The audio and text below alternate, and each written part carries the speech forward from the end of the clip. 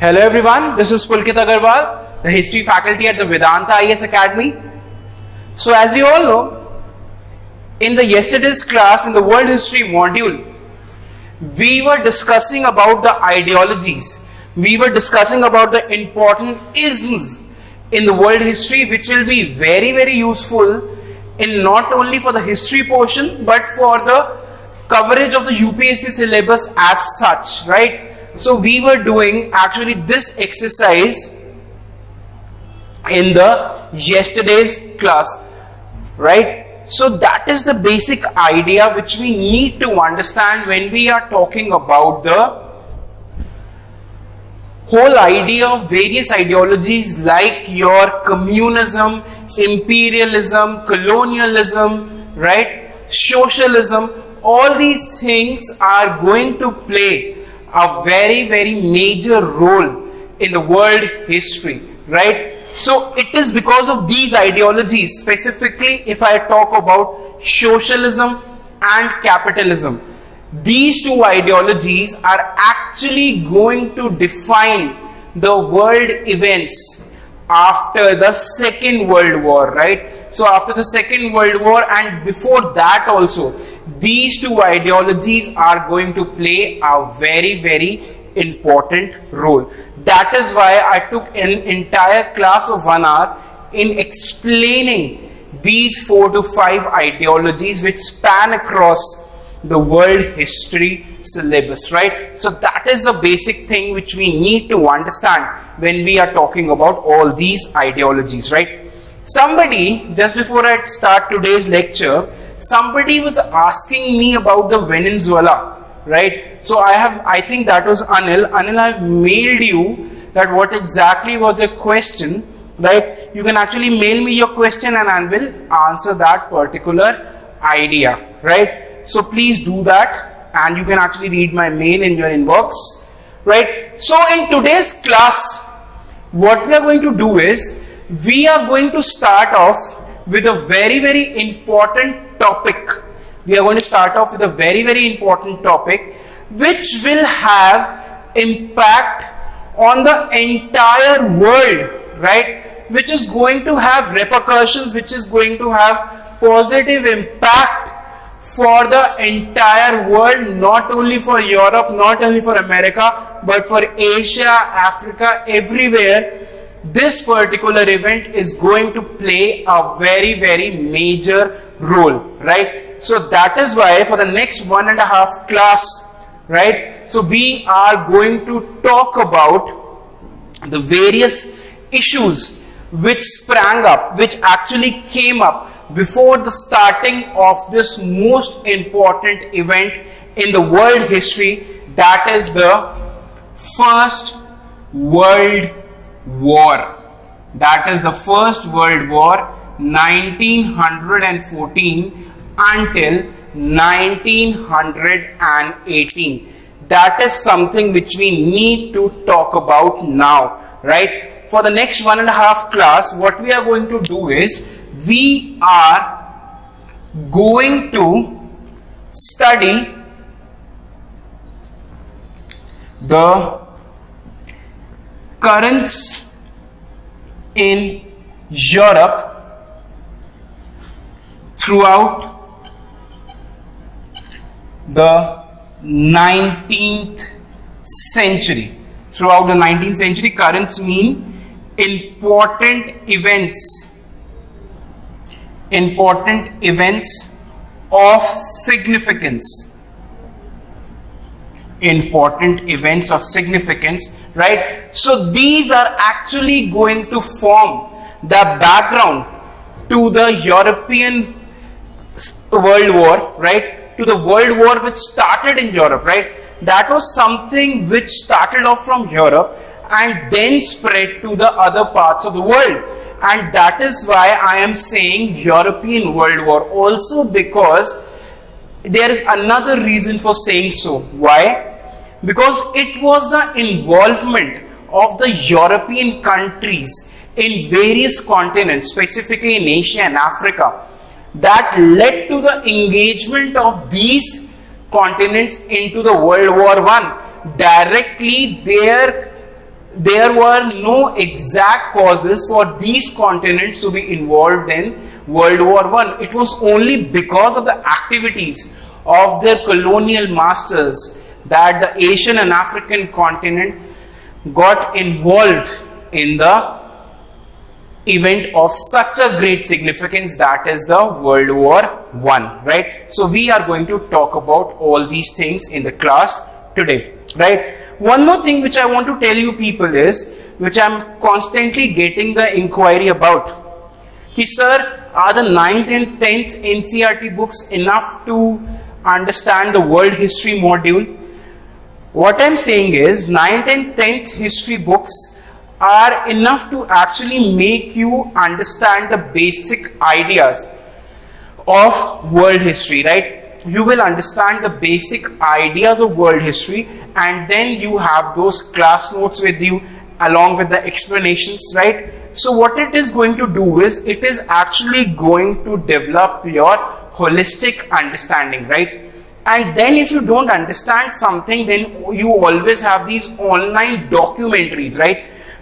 When I properly start the World War I, that is the immediate cause and what happened during the World War I am also going to provide you with a link to one of the best documentaries about World War I, right? Then I'm also going to provide you links about various other topics which we are going to study, that is like the Russian Revolution, that is like the Second World War, right? So all these events or documentaries will be provided to you. The link to those documentaries will be provided to you. So documentaries ko dekhne ke baad what will happen is, your understanding of that particular topic will develop even more, right? So that is something which we need to understand when we are doing the world history portion, right? So this is a very, very important idea, right? So, but for now, what we are going to study is, we are actually going to study what was happening in Europe in the 19th century.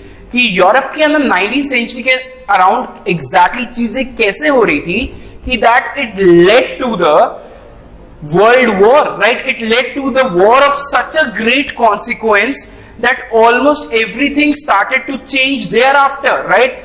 After that, the world did not remain the same. The political ideas in the world changed, the social condition of the world changed, the economic condition of the world changed, right? The former powerful nations now became weaker and new superpowers began to emerge. So this is how exactly we need to understand. कुछ ना कुछ तो 19th century के अंदर ऐसा हुआ था that it led to such a big event, that is the World War I. And why I'm not exactly starting off with World War I right now is because I have time and again told you people that history as a discipline is a process. Everything happens over a period of time, right? Over a period of time, a base is prepared and the things then are done on that particular base. So 19th century, the developments in the 19th century, they actually provided the base for the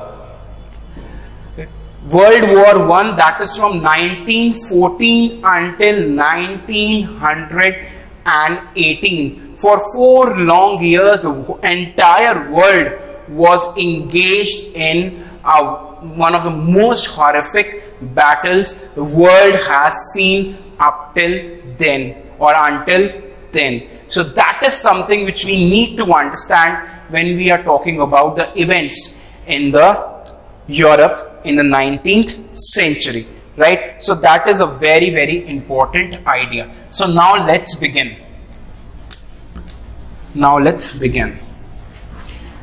Okay, before I start anything, like before I start telling you what were the major events, is anybody acquainted with the fact that what was happening in Europe in the 19th century, that it finally led to such a major catastrophic war in Europe?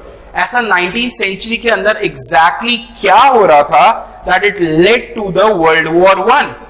Is anybody going to tell me this? right?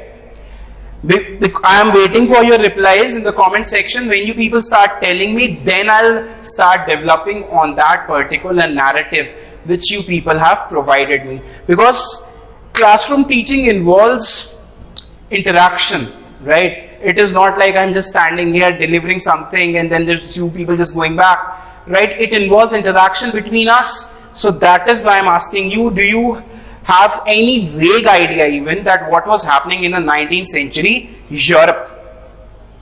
What was happening?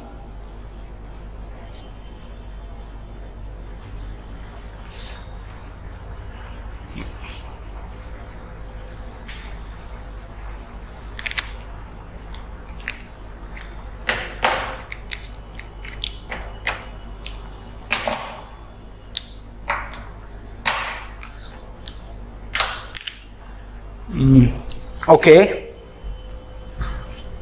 What was happening in the 19th century Europe, right? Okay, you people start telling me in the comment section, right? Okay.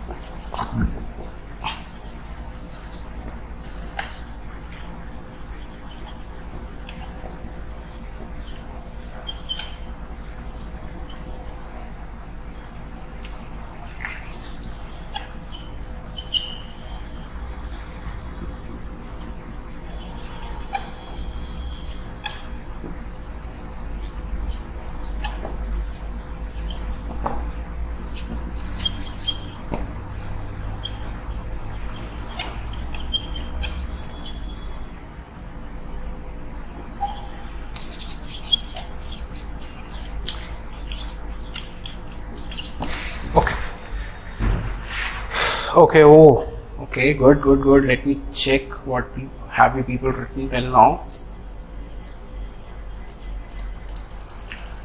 Oh, okay. So yes, Neil has given me throne accession. That is correct, Neil. That was something which was happening in France, agreed. Mahima says financial crisis, totally agree with that. Mr. Chatterjee says industrial revolution, colonial race, power struggle, perfect. Absolutely agree to that. Nishtha Khatri says colonization and decolonization. I totally agree to that particular point. And then Rosal says assassination of the Austro-Hungarian king. Yeah, Rosal, I agree to that Austro-Hungarian king was assassinated, but the assassination of Duke Frank Ferdinand was exactly the immediate cause of World War I, right? It was the immediate cause of World War I, right? Yes, Manorika, the Balkans were the powder keg of Europe. I totally agree with that, right? So that is a very, very interesting take. Assassination of, yes, exactly, assassination of Archduke, militarism, yes, precisely the arm race between the nations. Treaties between different nations which finally bound nations in the war. Prabhakar says end of diplomacy. I agree to all these points which you people have actually written, right? But one thing which I wanted to hear was that how exactly the things came to the colonial race, how exactly the things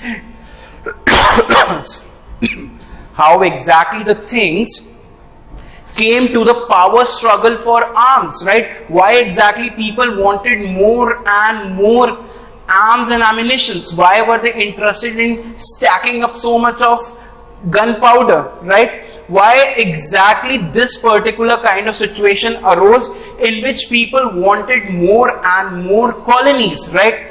ये सारी situation जो है which arose in Europe were actually the product of the things which started to happen from around the mid of the 19th century Europe, from around the mid of the 19th century Europe, right? So what was exactly happening was, एक बहुत interesting चीज है. Let me tell you this as a very interesting idea. If you people remember, when we were talking about Napoleon and his defeat in the Battle of Waterloo in 1815. So Napoleon got defeated in the Battle of Waterloo in 1815, and after the defeat of Napoleon, so there was this particular meeting which was held, known as the Congress of Vienna. So in the Congress of Vienna, what was exactly happening was that there was this Austrian minister known as Metternich. So this Austrian minister Metternich, what he tried to do is, he tried to bring back the old order, that is the order which was prevailing before 1789 in Europe. Because after 1789, so there was a revolution in France with which the new liberal ideas such as the liberty, equality, fraternity, they started to do rounds in Europe. The ideas of nationalism began to gain currency with the coming in of Napoleon. So Metternich became very, very fearful. Metternich now said, agar ye sare ideas get spread in Europe, so what is going to happen is that the people are going to rebel against the absolute monarchy. So what they do is, what Metternich and his conservative friends do is, that they try to put a full stop to these new and liberal ideas via the Congress of Vienna. Therefore, period from 1815 until 1830, the period from 1815 until 1830 is known as the age of conservatism in Europe, right? The things were now being controlled by the monarchs, right? The monarchs were calling the shots. They were doing things as they wanted to do. So for 15 years, the things were actually done by the absolute monarchs as they were being done in the year before 1789, right? लेकिन एक बहुत interesting point यहाँ पर ये है that you people might try to turn back the clock, right? The absolute monarchs might try to turn back the clock, but the point is the liberal ideas, right? The rational ideas, right? The ideas of the enlightened thinkers, the ideas of having an equality, having a say in the government, that was now being established, right? The people were already acquainted with all those ideas. आप उन ideas को एक थोड़े time के लिए exactly रोक सकते हो, उनके flow को exactly रोक सकते हो, लेकिन खत्म नहीं कर सकते. That is the thing which Metternich did not understand. He tried to stop the flow of the new ideas, but new ideas did not stop. Now the people started questioning the monarchs. The people started to rise for their rights. The people now wanted equality. The people now wanted proper living conditions. So this is how exactly the things started to change in the year 1830, and the year 1830 actually witnessed another set of revolution in France, that is known as the July Revolution. And what exactly happened in the July Revolution, we will see. But what the point I'm trying to say is that Metternich tried to turn back the clock to those old and irrational ideas. but he was unable to prevent their flow any further. Now the people were very, very enlightened. People were now awakened. They now stood up for their rights. That is something which we need to understand when we are talking about the year from 1830. An era post 1830 was an era where the people were now trying to express themselves. And after 1830, the nationalistic feeling in the people will also grow. और वो सब चीजें कैसे हो रही हैं, I will just tell you. So, period from 1815 until 1830 was an age of conservatism, right? Age of conservatism in Europe. Why? Because Metternich tried to extinguish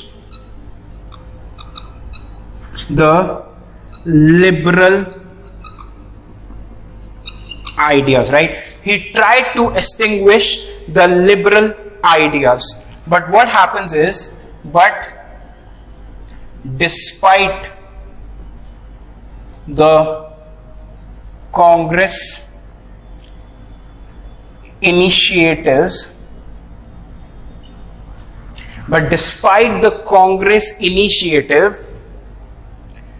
the tide of rational ideas did not stop. The tide of rational ideas did not stop, and in this increasing industrialization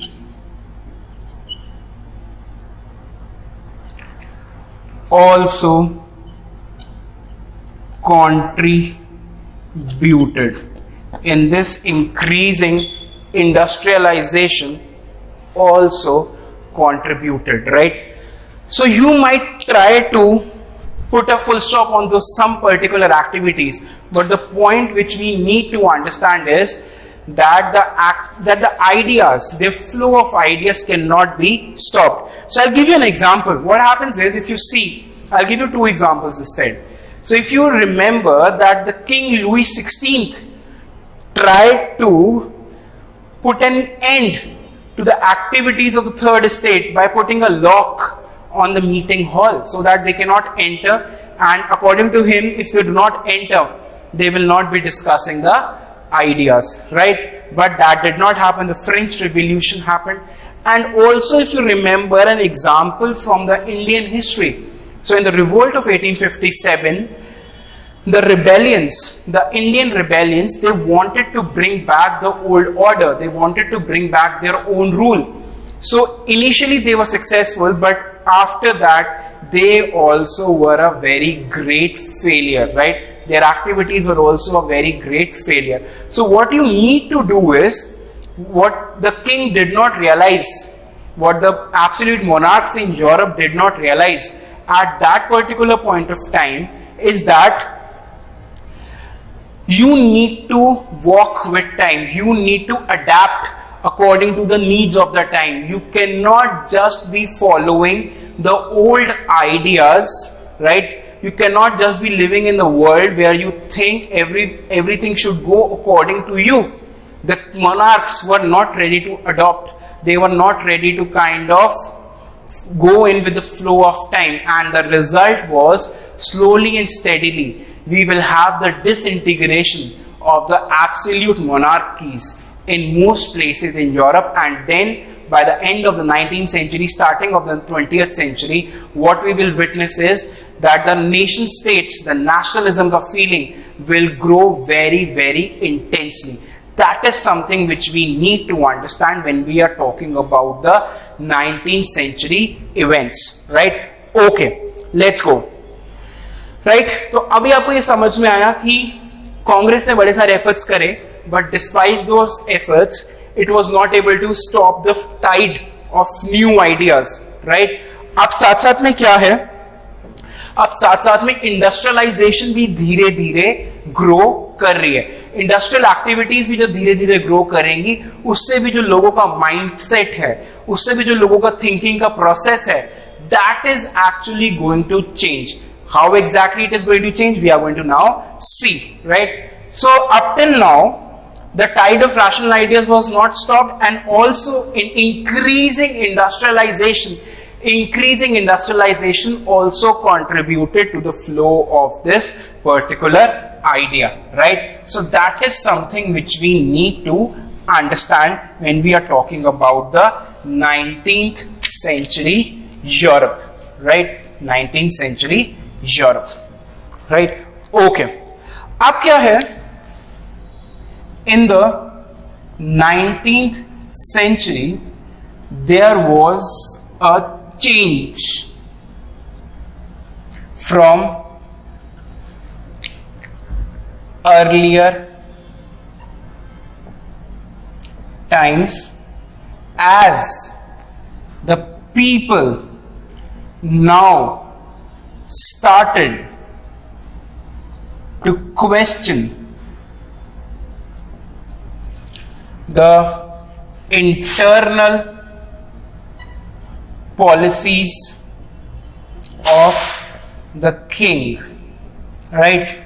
So now what happened is, if you read this point carefully, you will see this was a very, very vast improvement to what was happening earlier, right? Earlier, you were not able to question the policies of the king. The kings were always engaged in warfare. They were fighting with each other, and because of their fighting, it had a very adverse impact on their economy. But now, India's #1 institute, Vedanta IAS Academy, coaching for UPSC, Civil Services, State PCS for 12th and graduation student, online smart classroom, live class with Android app, Vedanta IAS Academy. Contact number 9911753333 or visit www.vedantaiasacademy.co.in. Branches at Rohini and Mukherjee Nagar, Delhi. specifically after the French Revolution, people became more and more enlightened. They became awakened towards their own rights. So they started questioning even the domestic policies of the king. They said that king, we have, like, you are not there on the throne only for fighting. What you also need to do is, you also need to actually do something for the welfare of us, welfare of the common people, right? And if the king was not able to do anything for the welfare of the people, so they became quite enraged with him. They did not now accept him. They did not now accept anything hands on कि हाँ भैया जो है सब ठीक है, आप हमें ऐसे ही रखो, right? So they now started questioning that, okay, you might be fighting, that's good for you, but what is there for us? वो अब ये नहीं है कि अच्छा माई बाप आप जो आपको करना आप कर लो, हम कुछ नहीं कहेंगे. They were like, नहीं, आप जो कर रहे हो, you should be accountable to us also, right? So this is how exactly the people now started questioning the ideas of the king, right? So this is something which we need to understand when we are talking about the 19th century Europe and the change in the attitude of the people, right? So this was something which was happening, right? Also, the events outside Europe, also the events outside Europe, like the freedom struggle in Central, South and North America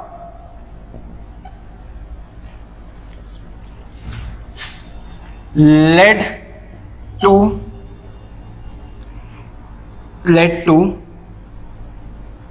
the sowing of these ideas in the minds of European people against oppressive monarchs. Right? So what was happening right now here is that the various colonies of Portugal and Spain, specifically in say Central and South America, right, Latin America, Central America, so various colonies like the Haiti and everything, they were actually now fighting for their independence from the oppressive rule of Spanish and the Portuguese people. They started raising their voice, and in this they were actually being held by a person known as Simon Bolivar. Right? Simon Bolivar became the harbinger of the freedom movement in America. So what happened is, the people in Europe, they were now reading all this, what was happening in other parts of the world. So the ideas from other parts of the world also got transferred into the minds of the European people. They also now started saying that if these people, if these colonized people can stand up for their rights, why not us? Why not us who have actually given them those ideas, right? It is from us that the ideas of enlightenment, ideas of rationality, ideas of renaissance, ideas of religious liberty, all these ideas have emanated. Why are we not trying to improve our condition? So that is why the people in Europe, they also started to question their conditions, right? So that is what we need to understand when we are talking about the conditions of Europe in the mid 19th century or just before the 1850s, right?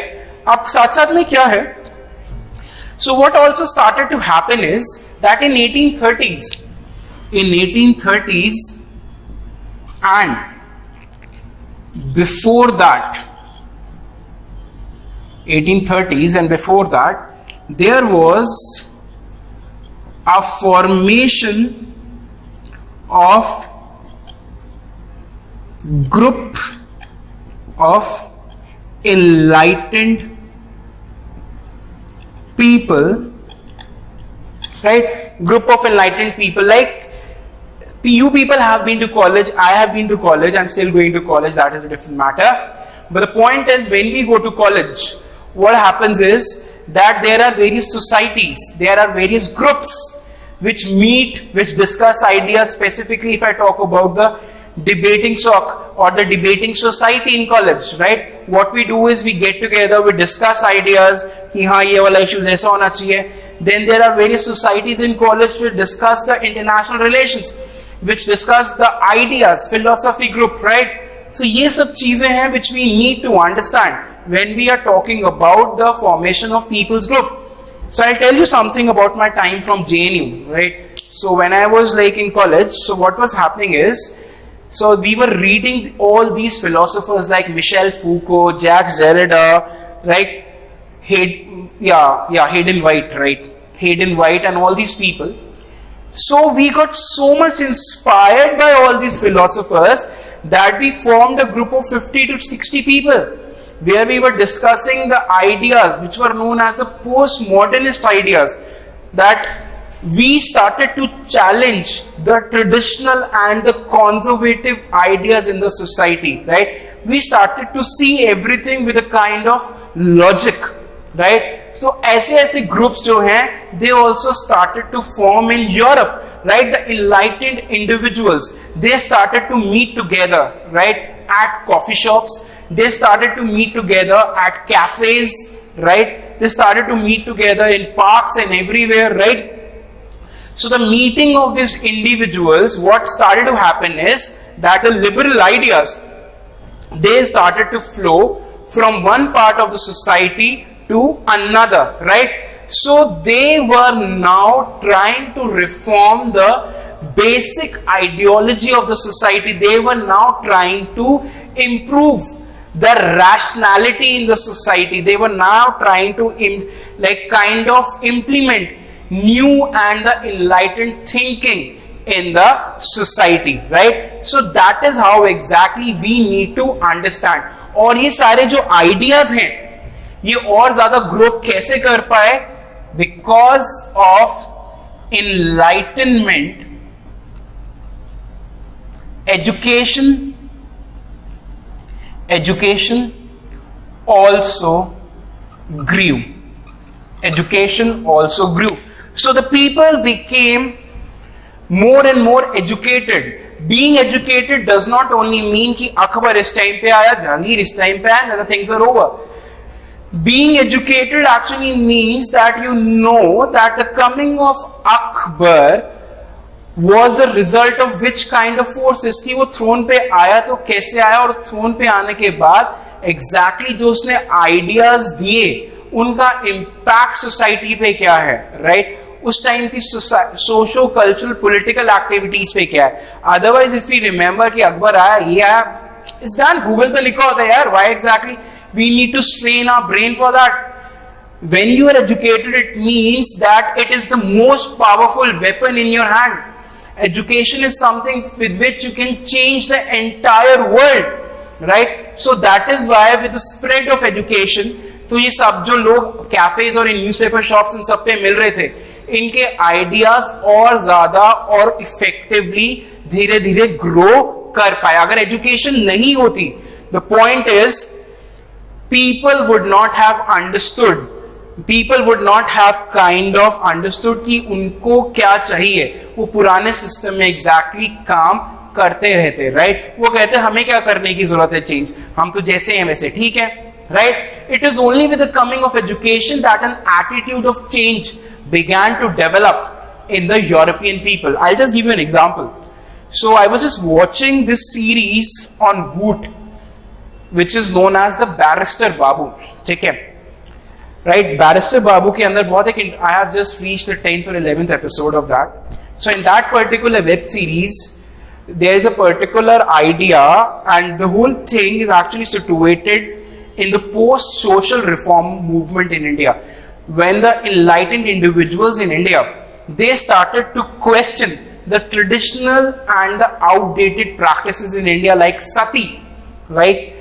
The widow remarriage, right? They started questioning that why exactly we are not able to respect our women as it is being done in the West, right? So in that particular series, an enlightened individual, I don't remember the name, he tries to bring about the change in the society, but it is shown in the first 10th and 11th episodes, it is shown that he is not able to do much. Why? Because people themselves are not ready to change. They say agar sati ho rahi hai to it's okay, agar child marriage ho rahi hai to it's okay. They actually try to get an 8-year-old married to this 70, 75 or 80 something old man, right? So, and when this particular person tries to question this form of marriage, so he is being opposed by the people, right? So people are not ready to change. The change will only come through the education. When the spread of education is more, the change in the people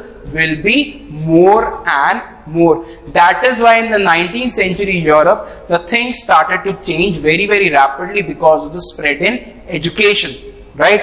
So education is a very, very powerful weapon in one's hand, which we need to understand, right? Now this is the basic idea. So now the Enlightenment, education grew. What exactly now people wanted is, people now wanted rule of law, equality,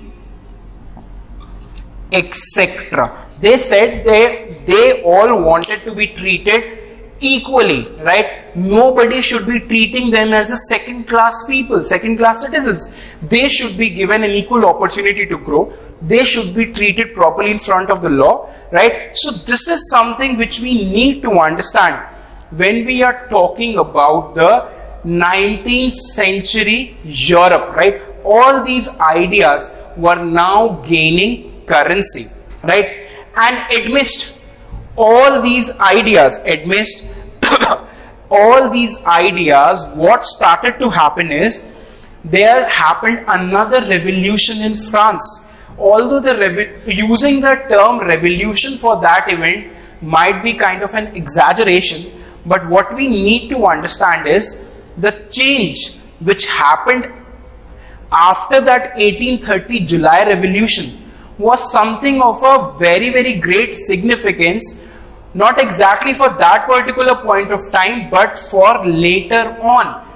उस change के आने से society के अंदर no immediate thing was actually seen, but later on, in the later stages, what we actually see is a whole lot of changes started to take place, right? So 1830 was actually like your SIPs, right? It is a kind of small investments which someone like my father or and your parents, they actually do every month, right? Because when you invest small things right now, then one day they will grow into a very big tree. That is the logic we have been always given. जब हम छोटे होते हैं, we don't understand this logic. We say ये क्या बोल रहे हैं आप? Parents को कहते हैं कि क्या है? लेकिन when you now study that the changes, specifically the rise of nationalism in Europe, which happened in the 19th century, was not the result of just one event. It was actually the result of the things which happened over a period of time. Now we understand that why exactly an event is important, why exactly even the smallest of happenings is important. Now exactly we understand our parents' viewpoint, right? So this is how exactly the events in France in 1830 July, that actually changed the course of history, right? Now we will see that what happened in 1830 France, right? Okay.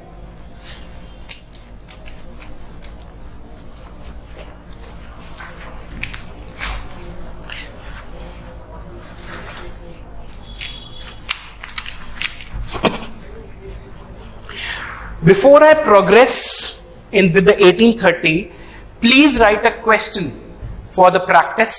Please write a question for the mains exam practice. The question is education played a very important role. Education played a very important role in changing. Education played a very important role in changing the mindset of the European people, and the mindset of European people, full stop. Changing the mindset of the European people, full stop. Do you think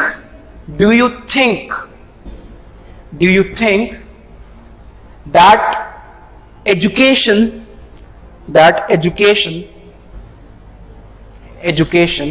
has been able, do you think education has been able to make such a kind of impact,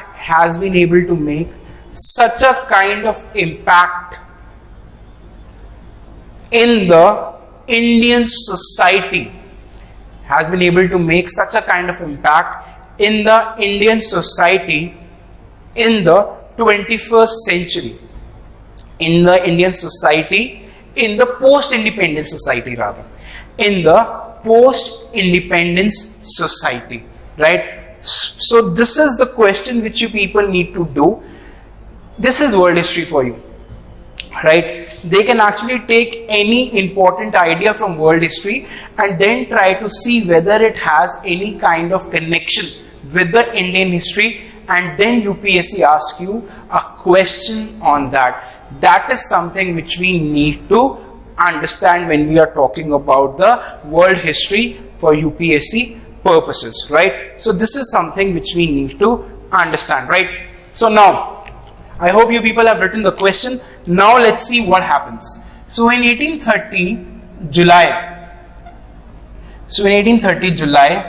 another revolution happens in France. Another revolution happens in France, right? So that is something which we need to understand when we are talking about a revolution in France, right? So why exactly the revolution, right? We need to understand that. अब तक क्या था? After the removal of Napoleon from the throne of France, right? After the removal of Napoleon from the throne of France, once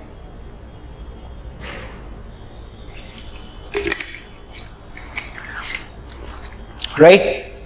So there was installed a king on the throne known as Charles the 10th. Known as Charles the 10th, right? So he was made the king. The name is not important, just to make you people understand the gravity of the whole situation. I am telling you the name. So Charles 10th is actually the king, okay? Is the king of France in 1830, right? He is the king of France, right? Ab kya hai? What he starts to do is he starts to kind of unleash his absolutism on the society. He tries to kind of, what do you say, suppress the rational ideas which he saw were developing in the French society. So what he does is he tries to impose strict censorship. He tried to impose strict censorship on the French society. That is the basic idea which we need to understand when we are talking about the events during the time of Charles the 10th. You see, like, this point has been highlighted time and again, in the sense that press censorship plays a very, very important role in any regime. Whether it is a medieval regime, whether it is the modern regime, press or in the post-modernist era, censorship of the press has always played a very, very important role, right? It might give you the freedom of expression, right? But it might be harmful for the interest of the government. That is why the government tries and first of all puts a cap on the things which are going on in the social media, right? They tell you that if you try and post anything which is against its ideas, then you are put behind the jail, right? So the freedom of expression of thoughts, that is a very, very important idea, right? And trying to suppress that is one thing which can be seen through the imposition of the strict censorship on the people. So this is what we need to understand when we are talking about the events during the time of Charles the 10th, right? Compensation for aristocrats for their loss of property in 1789, right? For the loss of property in 1789. So you see what he's trying to do. He's trying to get all the upper class people, all the rich land-owning society towards him only. He's trying to win their favor. नहीं तो 1789 में जो losses हुए हैं, so why exactly he will try to compensate for them in 1830? It is only because Charles X actually wants to compensate for the losses which have actually occurred in 1789 because he wants these people to kind of support him, right? He has actually sensed that what has happened, what is happening in the French society, right? So ये एक सबसे interesting idea. And the third thing which he tries to do is he imposes death penalty for anyone trying to destroy the property of church, right? So you see here again, he is trying to win over the support of the religious supreme authority in France. वो कह रहा है कि अगर किसी ने church की property को डिस्ट्रॉय करने की कोशिश करी, so what I'm going to do is I am going to punish that particular person, right? So this is how exactly when he has sensed that people are going against him, the whole popular idea is against him, he tries to win over the support of these particular people. But now what is going to happen is that the enlightened people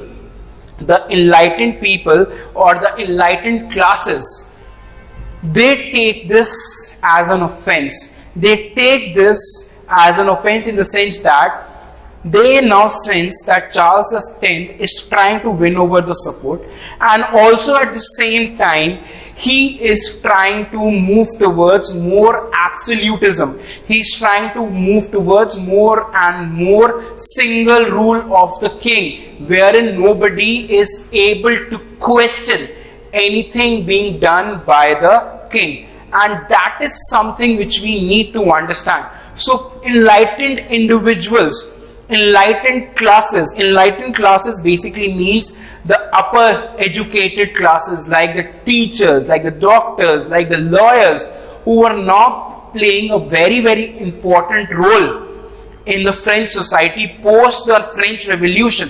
They did not like all these ideas. They took this as a move towards absolutism, right? So what they do is they try and use the influence. They try and use their influence in the French political circles and remove and get the king removed. They now remove Charles X, and in the place of Charles X, what they get is they get a new person who is now in charge of the throne. And that particular person is known as Louis Philippe. That particular person is known as Louis Philippe, right? So what they try and do is they now try and tell Louis Philippe that you need to rule according to the things which are given in the constitutional. So after 1830s,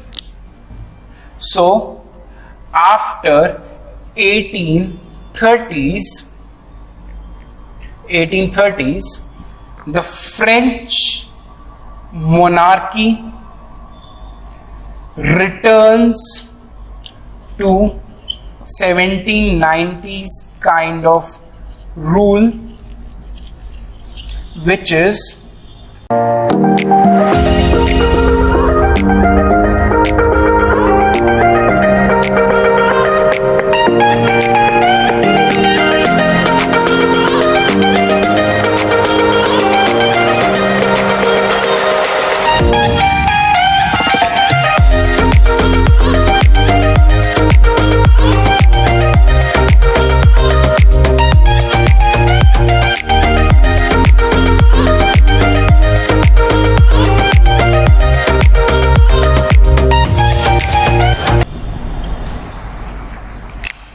constitutional monarchy, which is constitutional monarchy. And that is something which we need to understand when we are talking about the revolution in the France in the year 1830. That in the France 1830, what happens is now the people, the enlightened individuals, They try to bring back the political system. They try to bring back the whole political idea in France towards the constitutional monarchy, where exactly the people have a greater say, or where exactly the king is forced to rule according to the ideas of constitution. So what we exactly try to see over here is that the ideas of Metternich, right, the ideas of Metternich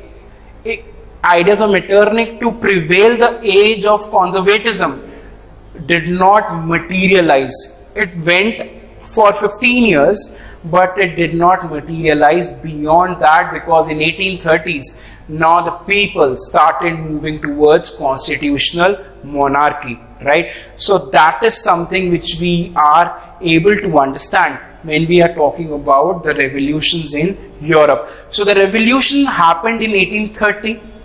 There will be another revolution which will be happening in the year 1848. And the revolution which will be happening in the year 1848, that will have a much wider scope as compared to your 1830 revolution, because 1830 revolution was mostly kind of centered around France and also Belgium. Belgium actually gained independence from the oppressive rule of the United Kingdom of Netherlands, right? So Belgium was actually put with Netherlands in the Congress of Vienna when the national distribution of territories were happening. So Belgium was put under the control of Holland or Netherlands. So Belgium also gained independence during the revolutions of 1830. So now what we see is that the ideas of nationalism, they are now growing. Now the people are moving towards a more democratic setup. Although the setup is still not there, although the ideas of people are still not being realized, but what we need to understand in history is that everything takes time, right? Everything happens over a period of time. So what is going to happen is, now the starting has been done. The ideas of nationalism are going to now grow in such a manner that it is going to lead to the World War I. Because of the increasing nationalism, में होता क्या है? Now the people are made to see their territories, their land boundaries as sacred, right? If you understand this idea of Bharat Mata, right? The people, the political people have equated the Indian boundaries with that of a god, right? They treat India as a god, Bharat Mata, right? So people at any cost in this country will not be ready to swap their territories. They will not be kind of ready to give even an inch of territory.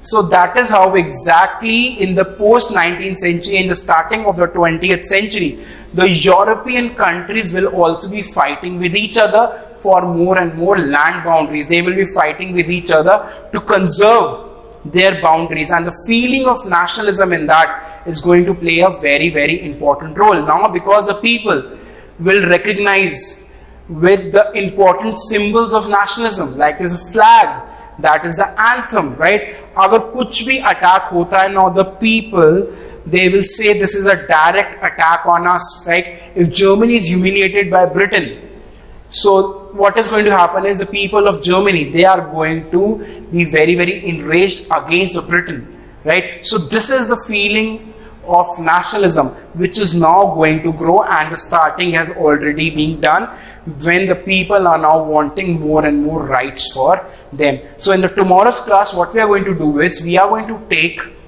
from 1840s and we are going to go until the 1900s, that what was happening in Europe until 1900s, that is for the next 60 years, which will include a brief idea about unification of Italy and Germany, along with that the revolution of 1848, and then we will come to the immediate consequences of the World War I. So this is how exactly the World War I can be understood, right? So I'll see you people in the next class, that is tomorrow, and if you have any doubts, you can actually post them on my email ID. I will be more than happy to actually solve those, right? Thank you, and this is me signing off.